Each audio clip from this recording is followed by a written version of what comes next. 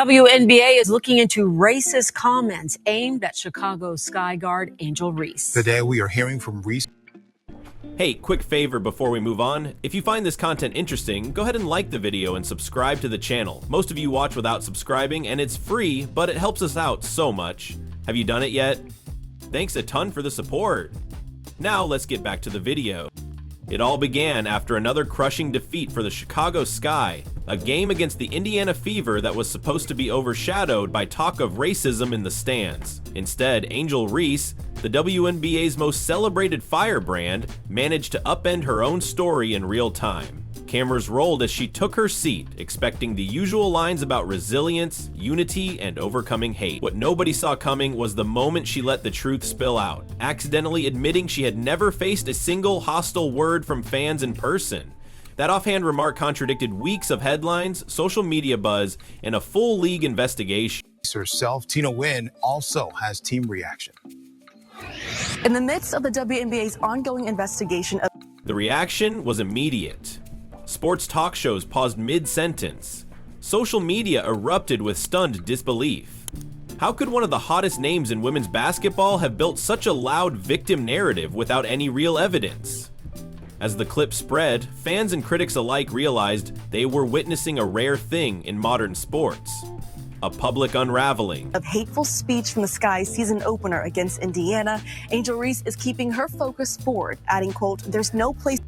Angel Reese rose to fame with her fearless play, her trash talk, and her willingness to call out injustice. Every game she played delivered highlight reels and sound bites, and every interview kept the spotlight shining. Her story of enduring racist taunts in Indiana seemed to fit perfectly into a broader conversation about race, equity, and the need to protect players. Yet with one honest confession, she cast doubt on every accusation she had ever made. Behind the scenes, the WNBA's investigation into the alleged incidents had found zero proof.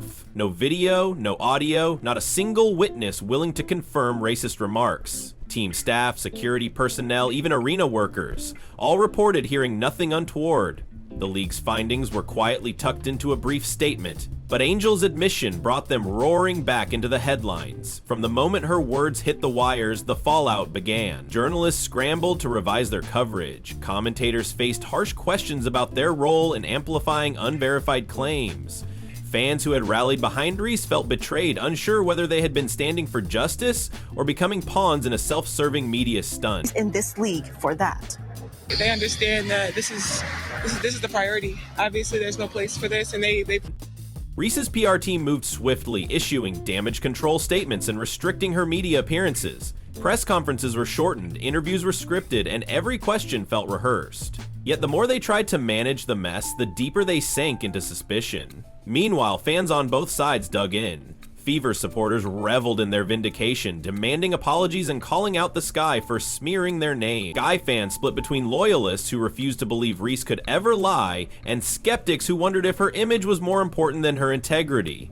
Amid the chaos, the Chicago Sky organization faced tough questions. Why had they so aggressively defended allegations that never panned out? Why limit Reese's access to the media, as if they were shielding her from accountability rather than protecting her from hate? Reporters noted the irony of a team preaching transparency while hiding its star athlete behind PR handlers. In this league for that. They understand that this is the priority. Obviously, there's no place for this, and they The controversy quickly evolved into a broader commentary on modern sports media. In an era of instant hot takes and 24/7 coverage, stories spread based on a single tweet or unverified clip. Rarely did journalists pause to confirm facts before running with the latest scandal. Angel Reese's admission became Exhibit A for the dangers of that model. Critics pointed out that the same platforms fueling calls for justice can also amplify falsehoods. The Fever fiasco showed how easily social media can manufacture outrage, and how reluctant people are to step back once a narrative gains momentum. Even after the league cleared the fans, many continued to believe the worst, unwilling to admit they had been duped. Without Caitlin Clark, nobody cared about tonight's game. Caitlin Clark runs this league, and we still managed to get clapped up by 30 even without her playing. On the court, the tension reached new heights. Every Fever Sky matchup now carried extra spice. Fans chanted not only for their favorite players, but also for vindication or vindictive revenge. Ticket sales for rematches soared as curiosity outweighed loyalty. Angel Reese herself seemed caught in the middle. Her game remained electrifying, but her interviews carried an uneasy edge. Was she playing the victim to stay in headlines? Or did she genuinely believe the fans had crossed a line, even without proof? Her public persona, once a symbol of unapologetic confidence, now felt fragile. Off the court, sponsors began to rethink their association. Brands that once celebrated Reese's bold stance worried about being tied to a fabricated controversy. Negotiations for endorsements moved into murkier waters as companies weighed the risk of another high-profile stumble. Thank God she didn't play, or else we might have lost by 50. But I don't sell tickets, I sell victimhood. The league, too, took a hit. The WNBA had staked its credibility on investigating the claims thoroughly, then quietly admitted its findings. When the story resurfaced, the league looked slow-footed and reactive. Critics demanded faster processes for handling allegations, while some fans questioned whether the WNBA had any real commitment to due process or simply followed the media tide. By mid-season, every media guide included a special section on the Angel Reese scandal. Analysts dissected her comments, replayed the awkward moments, and debated what she should say next. Pundits held mock trials on live TV. Podcasts dedicated whole episodes to how one slip could topple a carefully crafted brand. Perhaps the most surprising twist came when several veteran players spoke out. They admitted to feeling uneasy about the fever pitch around the scandal from the start. They supported Reese's right to call out racism, but worried her narrative risked trivializing real incidents. These whispers among peers added fuel to the fire. The incident also sparked a wider conversation about the intersection of race, sports, and social media. Advocates reminded fans that real instances of discrimination still occur, even if this one fell apart. They called for better safeguards and more careful journalism, urging leagues and reporters to uphold higher standards. So the reason we lost tonight is because of racism. Caitlin Clark mocked me when I traveled, and that's very racist. Meanwhile, basketball fans found themselves in an odd spot. Some insisted on believing every claim without question, while others refused to accept anything unless filmed. The Fever saga revealed how polarized discussions had become, where skepticism itself was sometimes seen as insensitive, and belief without evidence sometimes hailed as solidarity. Angel Reese's reputation suffered a blow. Once celebrated as a fearless truth-teller, she now had to rebuild trust. Every future story about her would carry an asterisk. Allegations previously found unsubstantiated. Her next media appearance, regardless of its content, would be viewed through the prism of that live TV confession. Yet on the hardwood, she remained a force. Her shot-making, her hustle, her leadership, none of that changed. Fans still cheered her slam dunks. When you literally go on Twitter and you search Rookie of the Year, Angel Reese, it is like everybody talking about why she's not a good basketball. The Chicago Sky's locker room also felt the impact. Teammates rallied around Reese, insisting they believed her entirely. At the same time, they struggled to navigate the media frenzy and keep the team focused on winning. Coaches stressed the importance of playing free, not defensive, on every possession. As summer arrived and the playoffs approached, the scandal refused to fade. Opponents used it as bulletin board material, stoking flames of doubt around the sky. Every buzzer beater, every foul call, every crowd noise. Everything took on extra significance in that charged atmosphere. By the end of the regular season, the Fever Chi rivalry had taken on mythic status. Documentaries in the making, feature articles exploring the scandal's cultural ripple effects. The incident transcended a single game or player and became a case study in sports sociology classes. Angel Reese faced a crossroads. She could double down on her narrative, digging in her heels and demanding absolution from the public, or she could show humility, acknowledge the misstep, and pivot toward a more authentic dialogue. Either choice carried its own risk. Basketball player. Yes, okay, a lot of her rebounds are her own rebounds. But she's having a historic season just like Caitlin Clark is, and I think that she deserves a lot more credit than what she's getting. Can we stop? See, so that right there is part of the problem. In interviews late in the season, Reese carefully avoided revisiting the controversy. She focused on basketball, community outreach, and life beyond the court. But every answer felt measured, as if she was tiptoeing around a landmine. Meanwhile, Caitlin Clark and the Indiana Fever became symbols of restraint. They never waved the victory flag too hard, They let their performance and the league's findings speak for them. Their grace under pressure won new fans and respect, not only for their talent, but for their conduct in the face of false accusations.